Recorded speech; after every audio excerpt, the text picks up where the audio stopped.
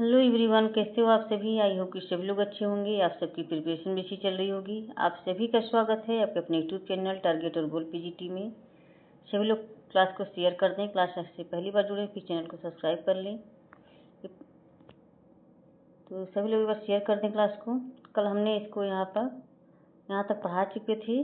अब ये हमारा क्लास यहाँ से आपका स्टार्ट होगा। उदाहरण यहाँ तक हमने पढ़ा दिए थे। ज्ञान एवं विज्ञान की विवेचना, यहाँ से हमको पढ़ाना है। तो सभी लोग एक बार शेयर कर दें क्लास को। ज्ञान एवं विज्ञान की विवेचना। ज्ञान एवं विज्ञान की विवेचना क्या है? हैबरमास ने क्या कहे थे? हैबरमास ने इस सिद्धांत की विवेचना अपनी पुस्तक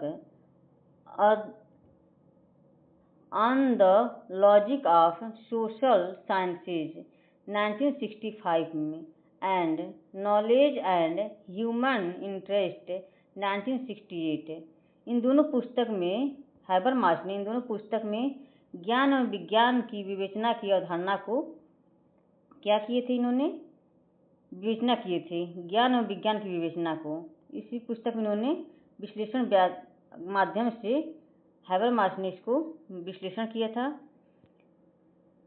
हैबरमास ने ज्ञान की व्यापकता को सिद्ध किया और कहते हैं कि विज्ञान ज्ञान की शाखा है और विज्ञान मनुष्य के विज्ञान ज्ञान की एक शाखा है और विज्ञान मनुष्य के अस्तित्व से संबंधित विशिष्ट हितों की पूर्ति करता है। हैबरमास ने इस सिद्धांत की विवेचना अपनी पुस्तक on the logic of social sciences 1965 में लिखी गई थी।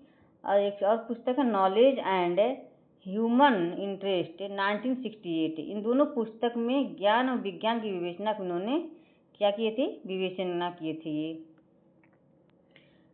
इस विश्लेषण के माध्यम से हैबरमास ने ज्ञान की व्यापकता को सिद्ध किया और कहते हैं कि विज्ञान ज्ञान की एक शाखा है और विज्ञान मनुष्य की अस्तित्व से संबंधित विशिष्ट हितों की पूर्ति करता है। यहाँ पे हैबरमास ने संपूर्ण ज्ञान को निम्नलिखित तीन कोटियों में रखा था। इन 3 भागों में ज्ञान के 3 प्रकार: ज्ञान नॉलेज, हित स्वार्थ और साधन या उपाय। ज्ञान में अनुभविक ज्ञान, विश्लेषणात्मक, और हित स्वार्थ में तकनीकी हित, और साधन या उपाय में क्रियाकलाप गतिविधि। ज्ञान में यहाँ पे ऐतिहासिक ज्ञान,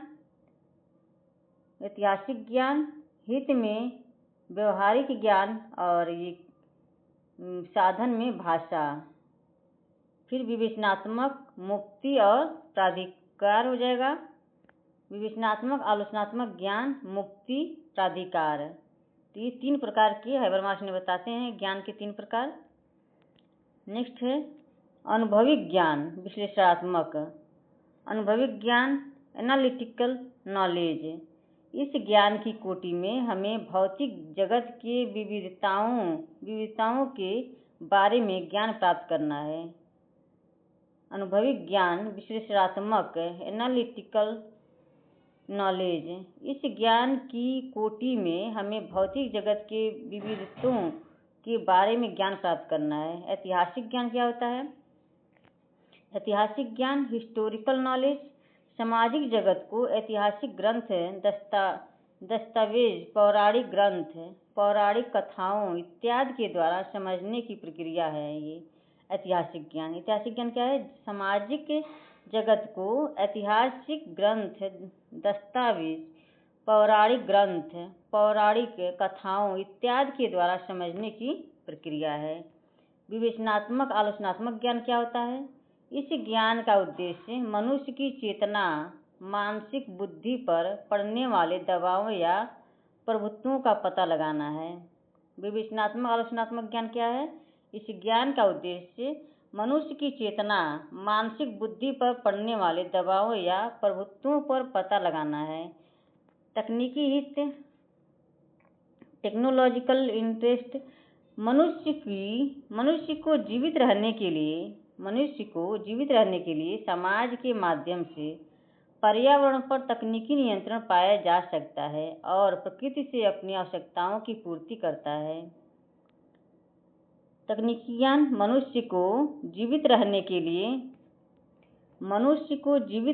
लिए समाज के माध्यम से पर्यावरण पर तकनीकी नियंत्रण पाया जा सकता है और प्रकृति से अपनी आवश्यकताओं की पूर्ति करता है। व्यवहारिक हित क्या होता है? प्रैक्टिकल इंटरेस्ट, यह दैनिक जीवन में जो कुछ विद्यमान है उसके बारे में जानना आवश्यक है। दैनिक जीवन में जो कुछ विद्यमान है उसके बारे में जानना आवश्यक है, इसी को व्यवहारिक हित कहा जाता है। एक बार रिपीट कर देते हैं इसको।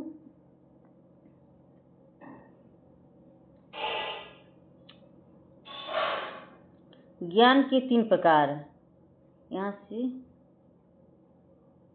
ज्ञान एवं विज्ञान की विवेचना।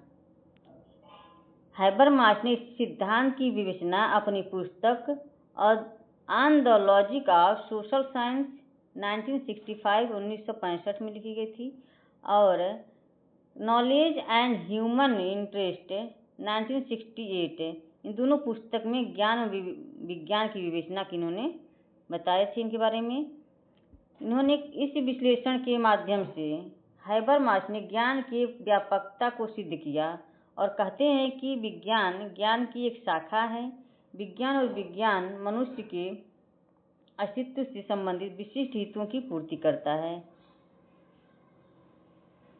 अब हैबरमास ने संपूर्ण ज्ञान को निम्नलिखित 3 कोटियों में रखा है।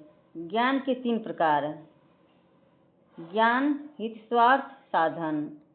इसमें क्या हो जाएंगे? अनुभविक ज्ञान, विश्लेषणात्मक, तकनीकी ज्ञान, तकनीकी हित, क्रियाकलाप, गतिविधि, ऐतिहासिक ज्ञान, व्यवहारिक हित, भाषा हो जाएगा, और ये विवेचनात्मक, आलोचनात्मक ज्ञान, मुक्ति, प्राधिकार। ये अनुभविक ज्ञान, विश्लेषणात्मक, इस ज्ञान की कोटि में हमें भौतिक जगत की विविधताओं के बारे में ज्ञान प्राप्त करना है। अनुभविक ज्ञान विश्लेषणात्मक क्या होता है? इस ज्ञान की कोटि में हमें भौतिक जगत की विविधताओं के बारे में ज्ञान प्राप्त करना है। ऐतिहासिक ज्ञान क्या होता है? हिस्टोरिकल नॉलेज, सामाजिक जगत को ऐतिहासिक ग्रंथ, दस्तावेज, पौराणिक ग्रंथ, पौराणिक कथाओं इत्यादि के द्वारा समझने की प्रक्रिया है। ये ऐतिहासिक ज्ञान क्या है? सामाजिक जगत के ऐतिहासिक ग्रंथ, दस्तावेज, पौराणिक ग्रंथ, पौराणिक कथाओं इत्यादि के द्वारा समझने की प्रक्रिया है ऐतिहासिक ज्ञान, हिस्टोरिकल नॉलेज। अब विवेचनात्मक, आलोचनात्मक ज्ञान क्या? Critical knowledge. इस ज्ञान का उद्देश्य मनुष्य की चेतना, मानसिक बुद्धि पर पड़ने वाले दबावों या प्रभुत्वों का पता लगाना है। इस ज्ञान का उद्देश्य मनुष्य की चेतना, मानसिक बुद्धि पर पड़ने वाले दबावों या प्रभुत्वों पर पता लगाना है। तकनीकी हित, टेक्नोलॉजिकल इंटरेस्ट क्या होता है? ये मनुष्य को जीवित रहने के लिए समाज के माध्यम से पर्यावरण पर तकनीकी नियंत्रण पाया जा सकता है और प्रकृति से अपनी आवश्यकताओं की पूर्ति करता है। व्यवहारिक हित क्या होता है? ये व्यवहारिक हित, प्रैक्टिकल इंटरेस्ट, दैनिक जीवन में जो कुछ विद्यमान है उसके बारे में जानना आवश्यक है, इसी को व्यवहारिक हित कहा जाता है। आई होप कि आप लोग की पसंद आए। क्लास को ज़्यादा से ज़्यादा शेयर कर दें। क्लास से पहली बार जुड़े प्लीज़ चैनल को सब्सक्राइब कर लें। सभी लोग एक बार शेयर कर दें क्लास को। मुक्ति या प्री इमेंसिपेशन, व्यक्ति की मुक्ति संबंधित हित, इसकी स्वतंत्रता, अनावश्यकता अमानवीय दबावों से मुक्ति से संबंधित होते हैं। व्यक्ति की मुक्ति संबंधी हित उसकी स्वतंत्रता, अनावश्यक तथा अमानवीय दबावों से मुक्ति से संबंधित होता है। मुक्ति क्या होता है?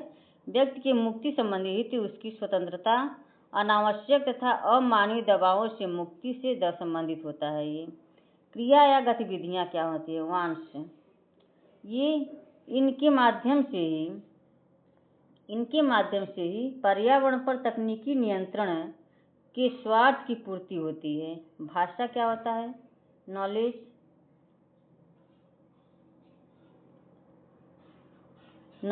भाषा जैसे साधनों के माध्यम से व्यवहारिक जानकारियों को प्राप्त किया जाता है। प्रभुत्व प्राधिकार, अथॉरिटी क्या होती है? अनावश्यक प्रभुत्व प्राधिकार से मुक्ति प्राप्त करने के लिए हितों की पूर्ति प्राधिकार जैसे जिन साधनों से पूरी की जाती है उससे संबंधित ज्ञान आलोचनात्मक, विवेचनात्मक होता है। नेक्स्ट है समाज में वैधीकरण का संकट। समाज में वैधीकरण का संकट, लेजिटिमेशन क्राइसिस इन सोसाइटी।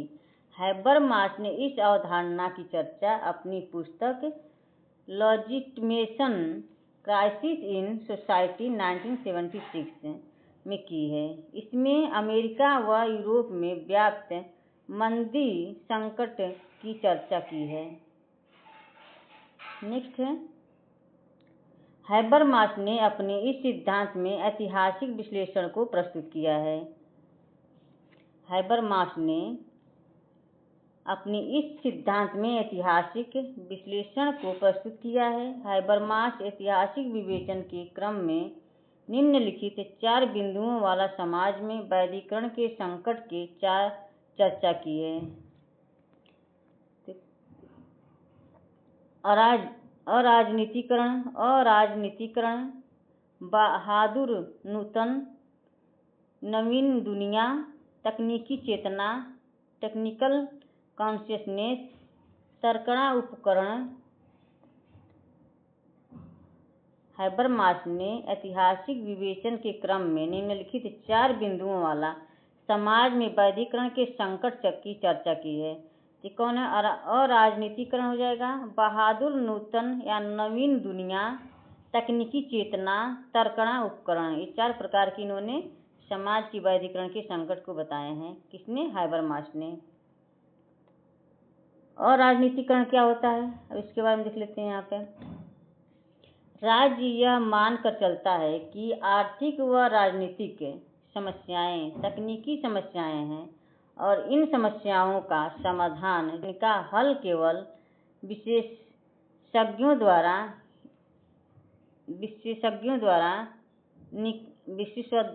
द्वारा ही निकाला जा सकता है जो तंत्र संगठन में कार्यरत होते हैं, न कि सार्वजनिक बहस द्वारा। तात्पर्य यह है कि राज्य मुद्दों और समस्याओं का अराजनीतिकरण कर रहा है। तकनीकी चेतना क्या होती है? Technological consciousness.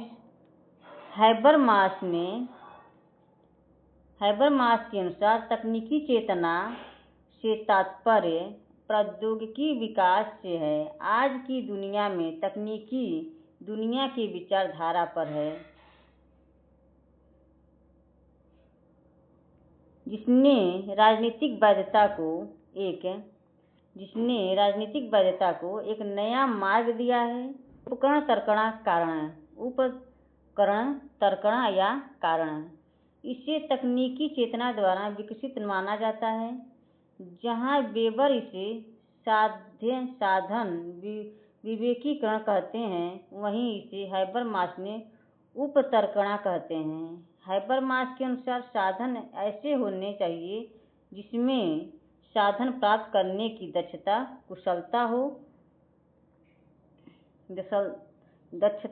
या कुशलता हो। बहादुरी दुनिया क्या होती है? यहाँ देख लेते हैं। बहादुरी दुनिया क्या है? साध्य है। निर्णय लेने हेतु साध्य है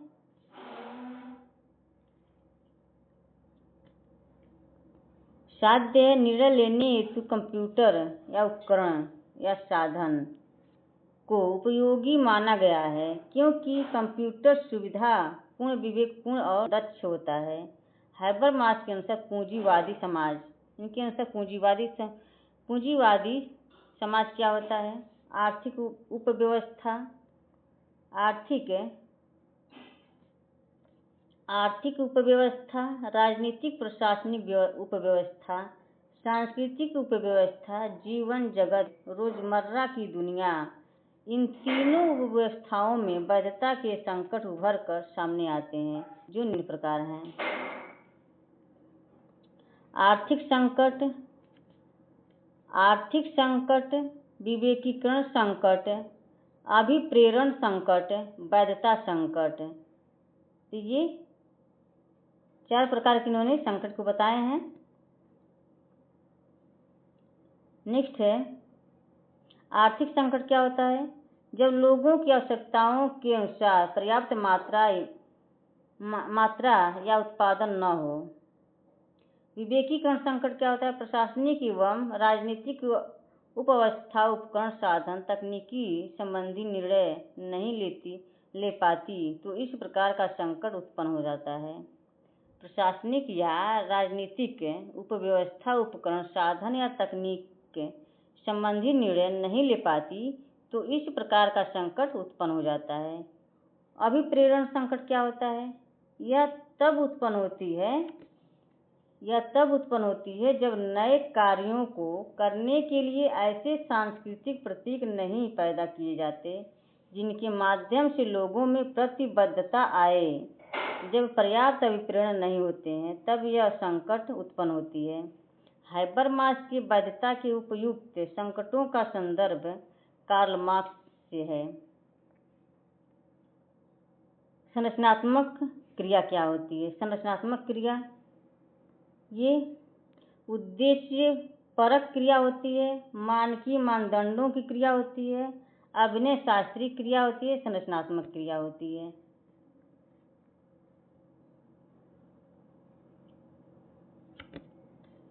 हैबर ने संरचनात्मक क्रिया को व्यक्ति हेतु समाजीकरण के लिए उचित माना है।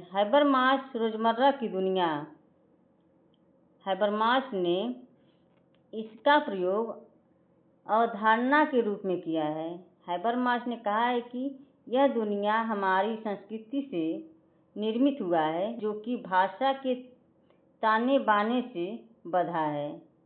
विश्लेषण: लोगों की रोजमर्रा की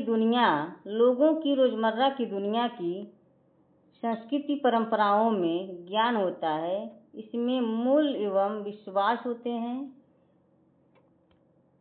लोगों की रोजमर्रा की दुनिया की सांस्कृतिक परंपराओं में ज्ञान होता है, इसमें मूल्य एवं विश्वास होती है। सेकेंड है, इस दुनिया में हम लोगों के साथ समन्वय स्थापित करने का प्रयास करते हैं और यह सामंजस्य हाव भाव संबंधित होता है। तीसरा है, इस दुनिया में लोग किस प्रकार के हैं, कैसा व्यवहार करते हैं, कौन सी बात लोगों के लिए सामान्य एवं असामान्य है, इसका पता लगाया जाता है। हैबरमास ने कहा है कि रोजमर्रा की दुनिया समाज की प्रक्रियाओं की दुनिया है, जिसके तहत हम पारस्परिक संबंध स्थापित करते हैं।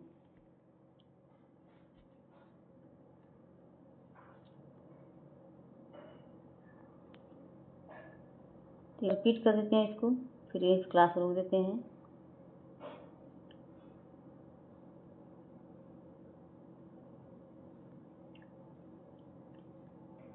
एक बार सभी शेयर कर दें क्लास को। क्लास से पहली बार जुड़े प्लीज चैनल को सब्सक्राइब कर लें। जितने लोग वाचिंग कर रहे हैं सभी लोग एक बार शेयर कर दें क्लास को।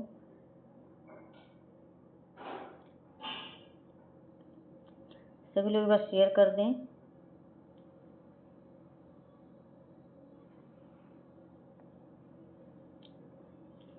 अनुभविक ज्ञान विश्लेषण, ये सब तो हम रिपीट कर चुके हैं आप लोगों का।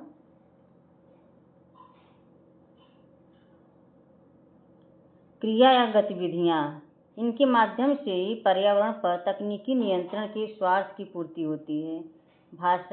भाषा जैसे साधनों के माध्यम से व्यवहारिक जानकारियों को प्राप्त किया जाता है। प्रभुत्व प्राधिकार, अनावश्यक प्रभुत्व प्राधिकार से मुक्ति प्राप्त करने के लिए हितों की पूर्ति प्राधिकार जैसे जीवन साधनों से पूरी की जाती है।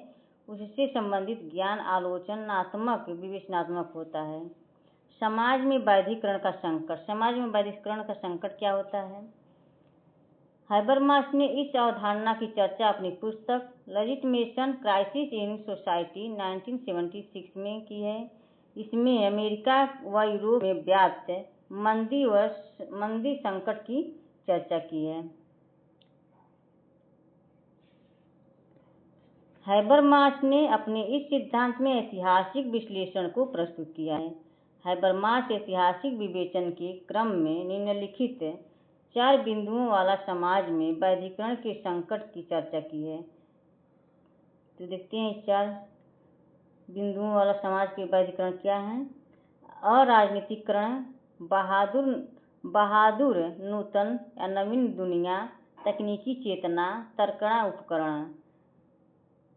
अराजनीतिकरण क्या होता है? राज्य यह मानकर चलता है आर्थिक व राजनीतिक समस्याओं तकनीकी समस्या है और इन समस्याओं का समाधान जिनका हल केवल विशेषज्ञों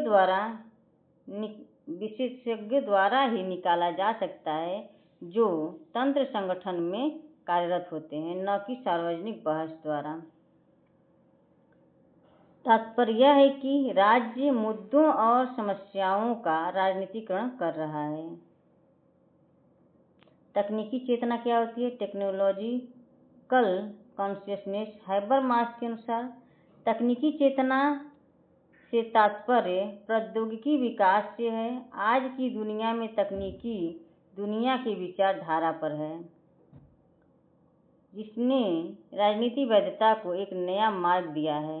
उपकरण तर्कणा क्या कारण?